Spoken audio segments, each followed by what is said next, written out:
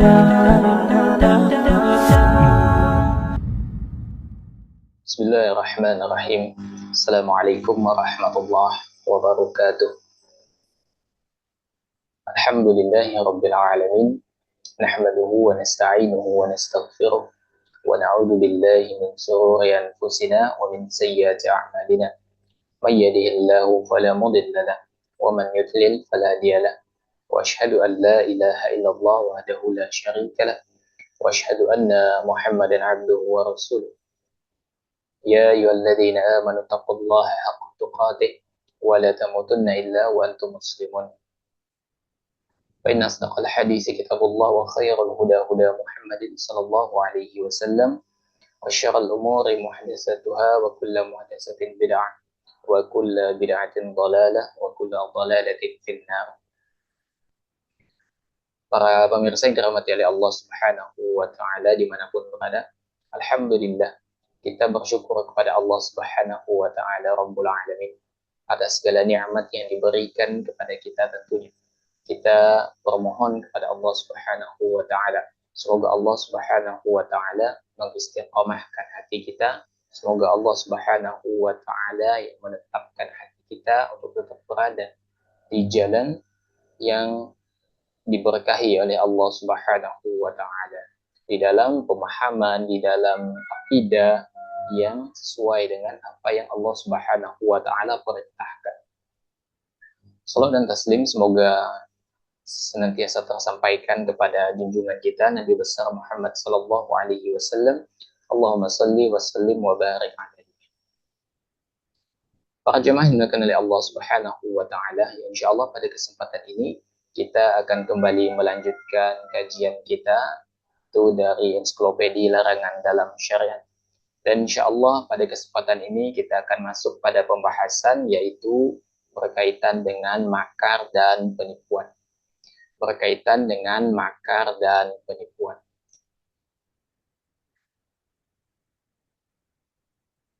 Para jemaah yang dimuliakan oleh Allah Subhanahu wa taala, ya. Di sini Syatalawi ya menukil dua dalil ya berkaitan dengan masalah ini. Namun demikian perlu kita pahami ya apa itu makar sebetulnya. Ya. Jika kita perhatikan dalam Kamus Besar Bahasa Indonesia ya, makar itu memiliki tiga makna. Yang pertama adalah akal busuk tipu muslihat. Ya. Yang kedua adalah perbuatan atau usaha dengan maksud menyerang atau membunuh orang dan sebagainya. Dan makna ketiga adalah perbuatan atau usaha menjatuhkan pemerintahan yang sah, makar ya.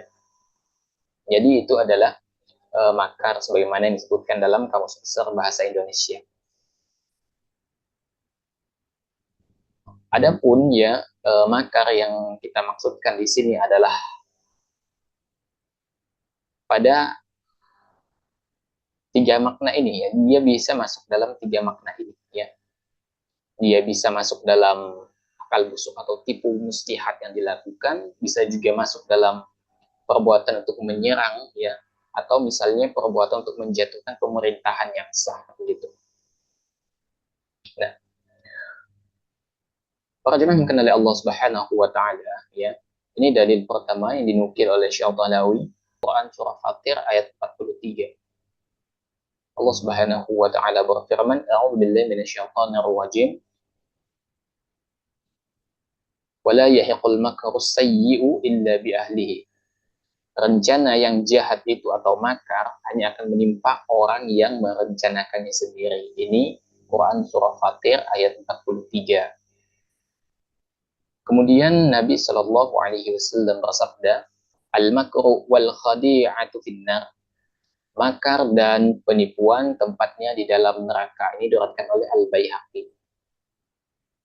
Oleh karena itu jemaah sekalian, setiap muslim hendaknya senantiasa waspada dan menjaga dirinya agar tidak melakukan makar dan penipuan kepada saudara-saudara kita ya.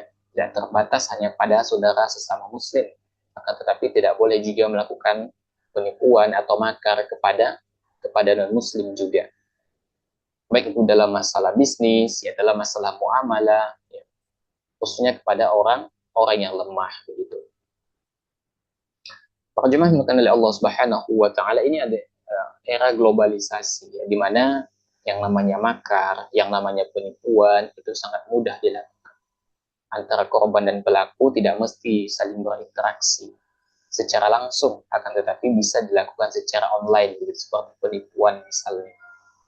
Ya, banyak sekali sepertinya apa, peretasan data misalnya, atau pencurian data, penyalahgunaan data, ya, data kita kemudian digunakan untuk pinjol dan lain sebagainya, dijual. Itu adalah di antara bentuk makar, di antara bentuk bentuk makar. Ya, adapun penipuan misalnya, ya, di antara salah satu dampak negatif dari globalisasi itu adalah misalnya penipuan di dalam jual beli online begitu ya. Apa yang dideskripsikan itu berbeda dengan barang yang sesungguhnya begitu, sehingga dalam hal ini pembeli akan dirugikan dengan barang yang dijual oleh penjual begitu. Nah, jadi yang namanya makar, yang namanya penipuan ini kadangkala rentan bagi orang yang lemah begitu. Ya, mungkin ada sebagian dari kita yang memiliki pendidikan yang menengah ke bawah, sehingga ketika dihadapkan pada suatu persoalan, ya, dia mudah terpengaruh dan dia tidak tahu apakah itu sebenarnya realita, ya, kenyataan, atau sebuah intrik penipuan. Dia tidak tahu, ya, karena berkaitan dengan kurangnya wawasan dan pengetahuan. Namun demikian, yang namanya penipuan itu biasanya tidak kenal apakah dia berpendidikan atau tidak. Semua orang bisa ditipu begitu.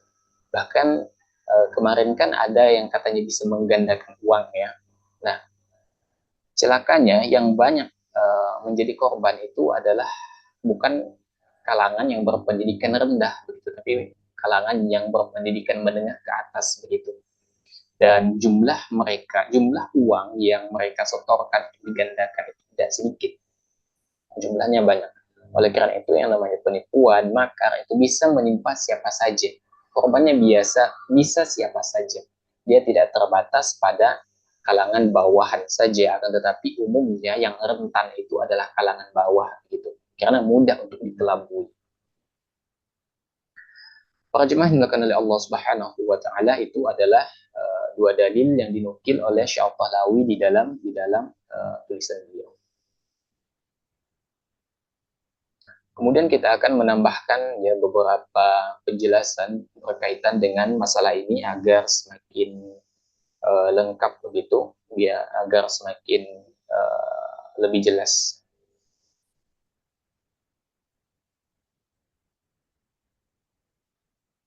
Para jemaah yang oleh Allah Subhanahu wa taala, ya.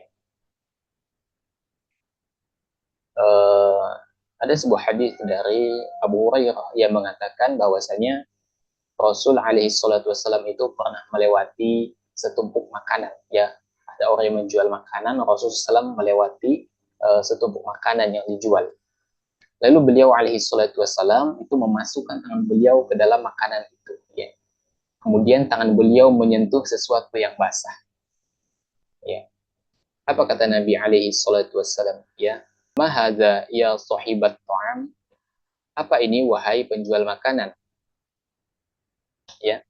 Lalu penjual itu mengatakan, ya, kemudian apa? Qala asabathu sama'u ya Rasulullah. Lalu penjual itu mengatakan bahwasanya makanannya itu terkena air hujan wahai Rasulullah. Lalu Nabi SAW mengatakan apa? Afala ja'altahu fawqa ta'ami ka yarahu nasu man ghasya falaysa minni. Kata Nabi alaihi salatu wasallam apa? Mengapa kamu tidak meletakkan bagian makanan yang rusak, yang basah itu, ya, agar manusia bisa melihatnya begitu.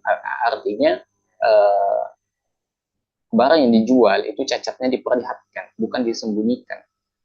Lalu kata Nabi alaihi salatu wasallam apa? Man ghasya falaysa minni. Barang siapa yang menipu, maka dia bukan dari golongan kami. Ini diriwayatkan oleh Muslim. Nah, ketika Nabi alaihi salatu wasallam mengatakan bahwasanya barang siapa yang menipu, dia tidak termasuk golongan kami, itu menunjukkan bahwasanya perbuatan tersebut adalah dosa besar, di mana seorang penjual dalam hal ini menyembunyikan cacat barang dagangan. Ya, Nabi Alaihissalam itu memasukkan tangan beliau ke dalam tumpukan makanan dan ditemukan basah. Dan umumnya kalau penjual itu ya mengambilkan pembeli dari makanan yang dibeli itu dia mengambil dari bawah biasanya kan, ya, mengambil dari bagian paling bawah, sehingga pada akhirnya yang akan terjual itu adalah yang rusak.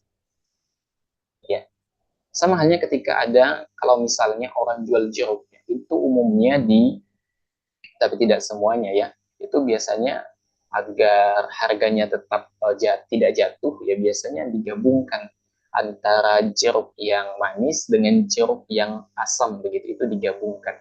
Tujuannya apa? Agar harganya tetap stabil dan tidak ada harga yang anjlok begitu. Nah, sebetulnya itu juga tidak diperbolehkan karena di dalam perdagangan harus ada transparansi antara penjual dan pembeli. Penjual harus menunjukkan sisi-sisi kekurangan sehingga pembeli nanti tidak akan merasa rugi ketika membeli barang yang diinginkan.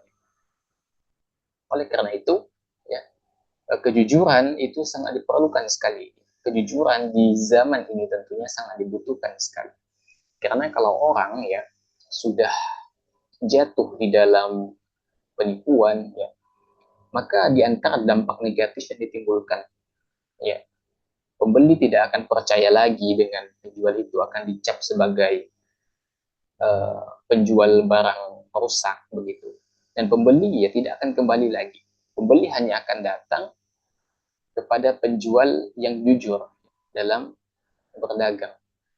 Dan ini dipraktekkan oleh Nabi Alaihissalam. Dan Nabi SAW dalam hal ini berhasil mempraktekkan cara berdagangnya Nabi SAW. Nabi mengambil untung tidak terlalu banyak dan Nabi Alaihissalam ya menjelaskan sisi bukan hanya kelebihan saja tapi dari sisi kekurangan dari barang dagangannya, sehingga ketika penjual membeli ya pembeli tahu ya, apa kekurangan, apa kelebihan dan di mana titik cacat dari barang itu ya. Dan ini banyak sekali ditinggalkan oleh penjual di zaman sekarang, di mana mereka lebih ya menyembunyikan dari kekurangan barang dagangan mereka, bahkan mereka memuji barang dagangan mereka padahal apa yang mereka puji dari dagangannya itu tidak sesuai dengan barang yang dijual begitu. Maka kata Nabi alaihi wasallam, perbuatan seperti itu ini termasuk penipuan ya. Kata Nabi SAW apa tadi? Man rasya falaysa minni. Barang siapa yang menipu maka dia bukan golongan kami. Ini menunjukkan bahwasanya ini bukan perbuatan yang main-main begitu.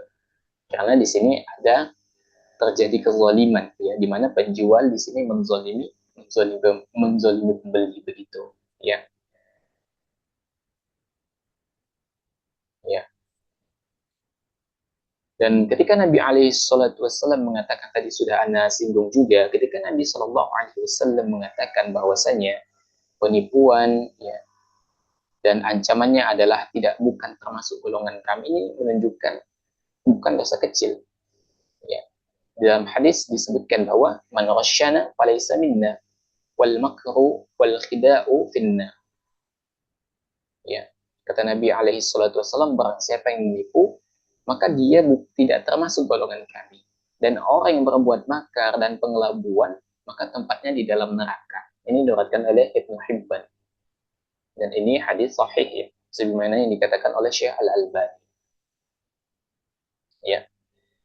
Berkata Syekh Abdullah Al-Fauzan mengatakan bahwasanya pengelabuan atau akal-akalan pada sesuatu yang Allah telah haramkan menyebabkan murka dan laknat Allah Subhanahu wa taala. Orang yang melakukan akal-akalan itu berdosa karena melakukan tipu daya kepada Allah Subhanahu wa taala. Ya. Orang yang melakukan perbuatan tipu menipu ya, terutama dalam jual beli ya atau dalam perkara lainnya ya, maka menyerupai orang Yahudi yang terkena murka Allah. Barang siapa yang menyerupai suatu kaum ya, maka ia termasuk golongan tersebut. Dan telah banyak bentuk akal-akalan di zaman ini. lebih-lebih dalam masalah jual beli. Itu bisa terjadi karena lemahnya iman dan kurangnya rasa takut kepada Allah Subhanahu wa taala. Juga meremehkan hukum syariat. Ya, ini pun disebabkan karena sudah terfitnah dengan dunia. Ini dikatakan oleh Syekh Abdullah Al-Fauzan. Ya. Nah, para jemaah yang dikenali Allah Subhanahu wa taala, ya. Jadi kadangkala penipuan itu terjadi karena ingin mendapatkan untung lebih. Sehingga cacat barang yang dijual pun tidak disebutkan, yang ada hanya muji barang dagangan, bahkan melebih-lebihkan pujian itu. Ya. Dan ini bagian dari peremehan terhadap hukum syariat, dan ini terjadi karena kita sudah terfitnah dengan dunia. Artinya kalau sudah terfitnah dengan dunia, kita tidak peduli lagi sebetulnya. Apakah yang kita lakukan itu halal, apakah yang kita lakukan itu haram. Yang penting kita untung, ya udah. Kita nggak lagi peduli. Ya. Padahal sejatinya rezeki itu tidak dilihat dari sisi jumlah, tapi dia dilihat dari sisi keberkahan. Dan harta yang berkah itu tidaklah didapatkan kecuali dengan jalan yang halal. Ya. Kecuali dengan jalan-jalan yang halal. Gitu. Makanya Allah Subhanahu wa taala mengingatkan kita, ya, dalam Al-Qur'an. Apa kata Allah Subhanahu wa taala? Ya ayyuhalladzina amanu la ta'kulu amwalakum bainakum bil batil illa an takuna tijaratan an taradi minkum wa la taqtulu anfusakum innallaha kana bikum rahima. Hai orang-orang yang beriman, kata Allah, janganlah kamu memakan harta saudaramu dengan cara yang batil, kecuali harta itu diperoleh dari jalan perdagangan yang ada kerelaan antara penjual dan pembeli. Dan janganlah kamu membunuh dirimu, karena sesungguhnya Allah Maha Pengampun, sesungguhnya Allah Maha Pengasih kepadamu. Begitu. Ini An-Nisa ayat 29. Jadi dalam ayat ini Allah Subhanahu wa taala memerintahkan kita, ya, agar jangan sampai ketika kita mengakuisisi harta orang lain itu diakuisisi dengan jalan yang diharamkan oleh agama kita. Ya, misalnya dengan cara riba, atau dengan cara merampas, dengan cara judi, dengan cara penipuan. Ya, maka apabila kita mengakuisisi harta orang lain, ya, uang orang dengan jalan yang batil itu, dengan riba, dengan penipuan, maka pada hakikatnya transaksi yang kita lakukan itu akan merusak dari keberkahan. Oleh karena itu, ketika kita berbicara tentang harta haram, maka dia akan berpengaruh sebetulnya terhadap keharmonisan rumah tangga, terhadap kesolehan anak keturunan, keberkahan, ketenangan, sakinah di dalam rumah tangga. Dia akan mempengaruhi. Selain itu, ya, ibadah yang dilakukan dengan harta haram itu berbeda hasilnya dengan ibadah yang dilakukan dengan harta yang murni halal. Oleh karena itu, ya, ketika kita melakukan perdagangan dan cara yang kita lakukan itu tidak sesuai dengan apa yang Allah Subhanahu wa taala inginkan, maka sebetulnya kita telah mencelakakan diri kita sendiri. Ya. Karena ingat, harta haram itu sifatnya itu mempengaruhi yang lain, begitu. Dan kata Nabi alaihi salatu wasallam juga apa?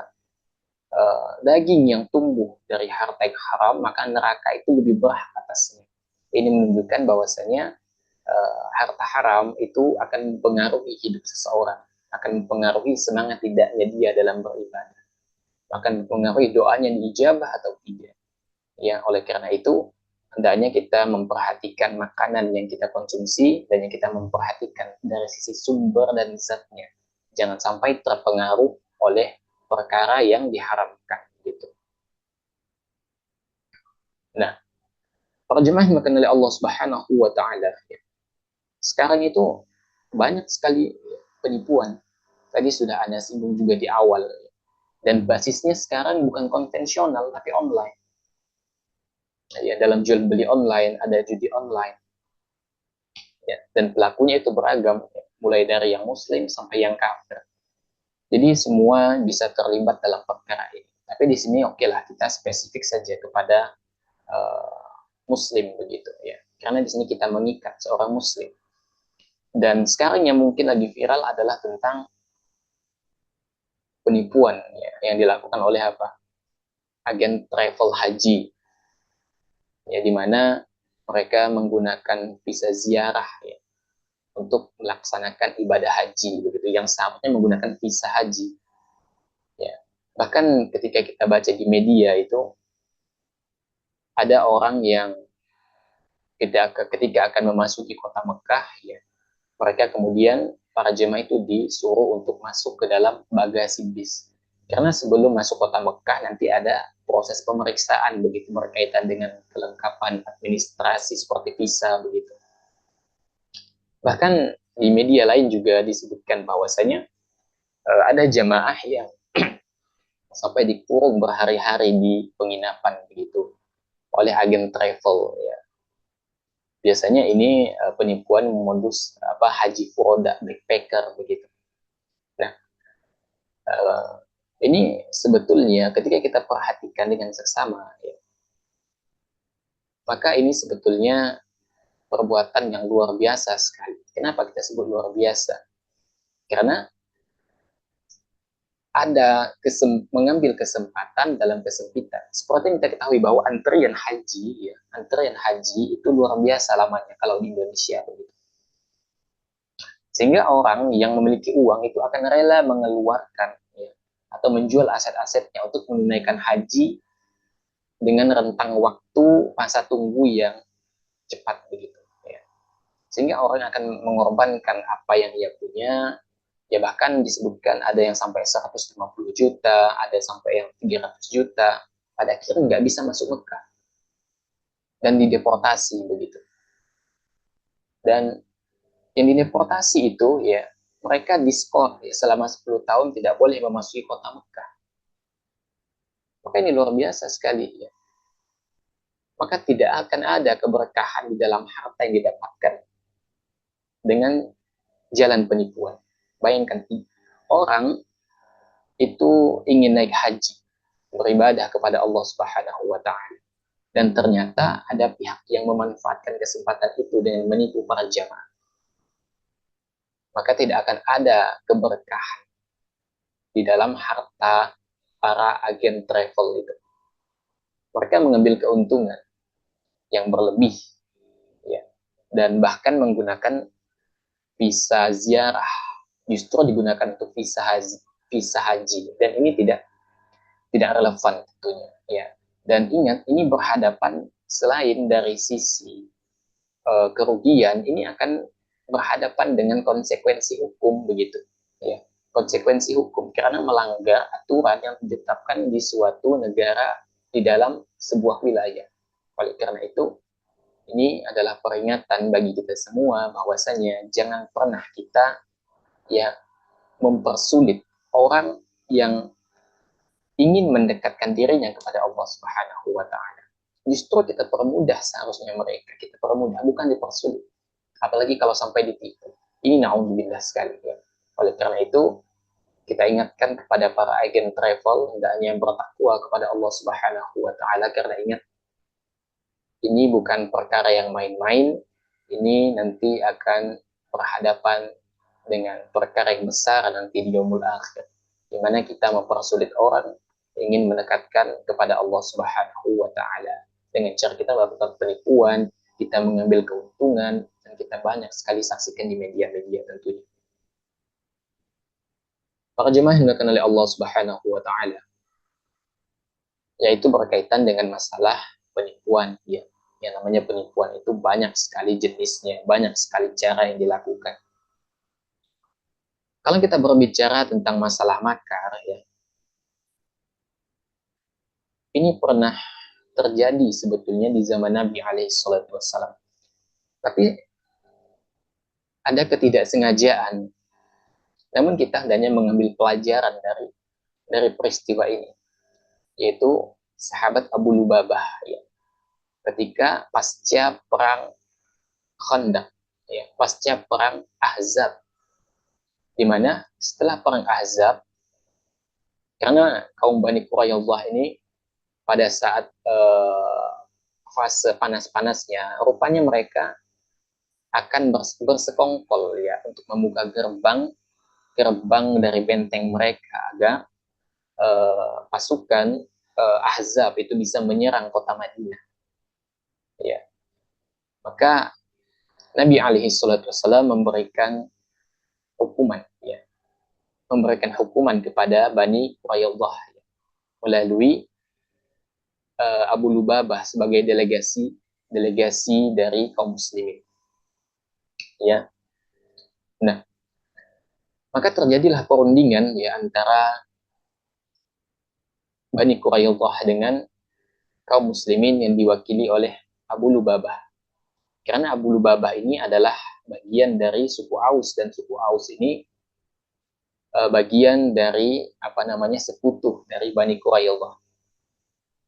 Ya, uh, perundingan dilakukan karena kaum Bani Quraidah ini melakukan pengkhianatan.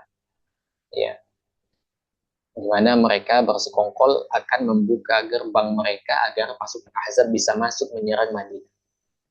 Beruntung ya uh, upaya ini diredam ya, bisa diredam oleh sahabat Nabi alaihi wasallam ya, uh, dari Gotofan, sahabat dari Gotofan, di mana dia mengecoh antara Bani Quraidah dan uh, perang Ahzab dengan tentara Ahzab begitu. Nah, pada saat itu Abu Lubabah ya melihat Bani Quraidah dan melihat bahwasanya ketika beliau datang ke bentengnya Bani Quraidah, Abu Lubabah itu melihat bahwa banyak para perempuan dan anak-anak itu sedih dan menangis. Jadi ketika Abu Lubabah itu melihat situasi ini, tiba-tiba Abu Lubabah itu merasa iba, ya, rasa kasihan melihat para wanita, ya, para anak-anak menangis karena mereka sudah tidak berdaya karena benteng Bani Quraidah sudah dikepung oleh kaum muslimin. Ya, maka Abu Lubabah melihat kondisi ini iba. Lalu orang Yahudi bertanya kepada Abu Lubabah. Mereka mengatakan bahwasanya apakah sekiranya kami ini patut mengikuti hukum Muhammad? Akan tetapi Abu Lubabah itu tidak menjawab satu kata pun. Ya, Abu Lubabah hanya memberikan isyarat tangan beliau bahwasanya mereka akan dibunuh, begitu, memberikan isyarat bahwa mereka akan dibunuh. Abu Lubabah ditanya, beliau hanya diam saja, tapi memberikan isyarat bahwa mereka akan dibunuh. Ya, padahal sebetulnya ya informasi ini tidak boleh dibocorkan kepada Bani Quraidah. Maka Abu Lubabah segera menyadari bahwasanya ya ia telah berkhianat dan mendurhakai Rasul Shallallahu Alaihi Wasallam karena membocorkan apa yang akan dilakukan oleh Nabi Alaihi Wasallam. Nah, setelah Abu Lubabah itu membocorkan ya apa yang akan dilakukan kepada Bani Quraidah, maka Abu Lubabah segera meninggalkan tempat tersebut dan mengikat dirinya di tiang masjid. Ya, ia mengatakan bahwasanya ia tidak akan melepaskan dirinya dari ikatan tiang masjid sebelum Allah Subhanahu wa taala menerima taubatnya. Ya. Maka atas tindakan yang dilakukan Abu Lubabah karena membocorkan rahasia pasukan kepada musuh, ini dijelaskan oleh Allah Subhanahu wa taala, ya, disinggung oleh Allah Subhanahu wa taala. Itu Al-Qur'an surah Al-Anfal ayat 27. Apa kata Allah Subhanahu wa taala?